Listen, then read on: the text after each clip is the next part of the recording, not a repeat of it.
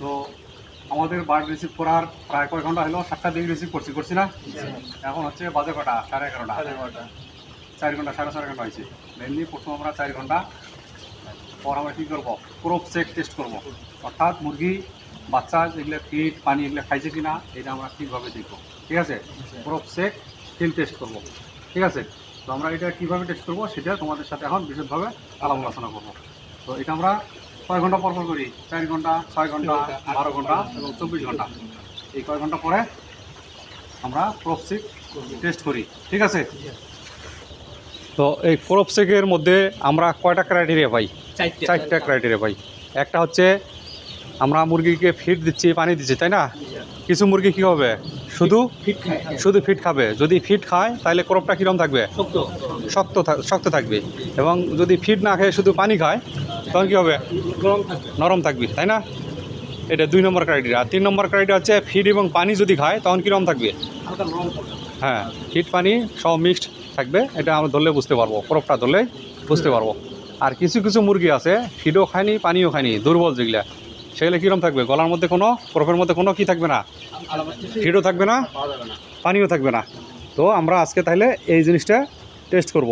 ঠিক আছে, তাহলে আমরা ক্রপ ফিল টেস্টটা চেক করব এবং সবাই আমরা এই বিষয়টা সম্পর্কে জানবো। ঠিক আছে, তো আসো এখন মুরগির বাচ্চা ধরো। তো এই যে বাচ্চাটা যে ধরে নিয়ে আসলা, এই বাচ্চাটার ক্রপের মধ্যে হাত দিয়ে দেখো তো এটা কি আছে?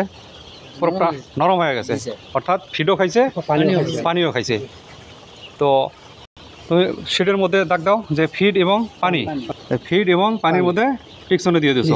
আরেকটা বার ধরো, এভাবে আমরা পার্সেন্টেজ করবো, কত পার্সেন্ট ফিড খাইছে, কত পার্সেন্ট পানি খাইছে, কত পার্সেন্ট ফিড পানি দুইটা খাইছে, আর কত পার্সেন্ট মুরগি ফিড পানি কিছুই খায়নি।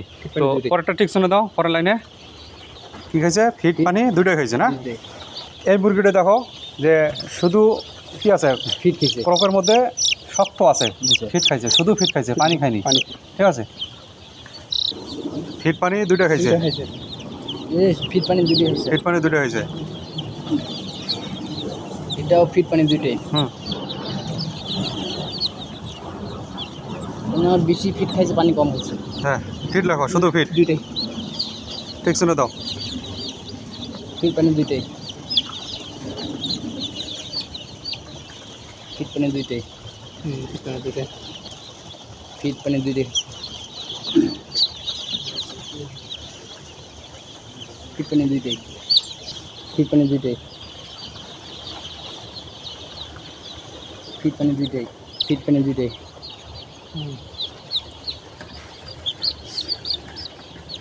এখন হলো আমরা মেল করছি, মেলে দেখা যাচ্ছে সবগুলাই ফিড খাইছে, ফিড এবং পানি দুইটা খাইছে, তার মানে ভালো আছে। এখন আমরা ফিমেলটা দেখবো যে কতগুলা আমাদের ভালো মুরগি আছে যে ফিড পানি খাচ্ছে দুইটাই।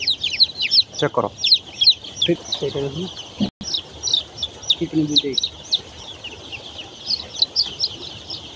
ফিড পানি দুইটাই। তো এটা হচ্ছে শুধু ফিড খাইছে, কোনো পানিও খায়নি। ঠিক আছে,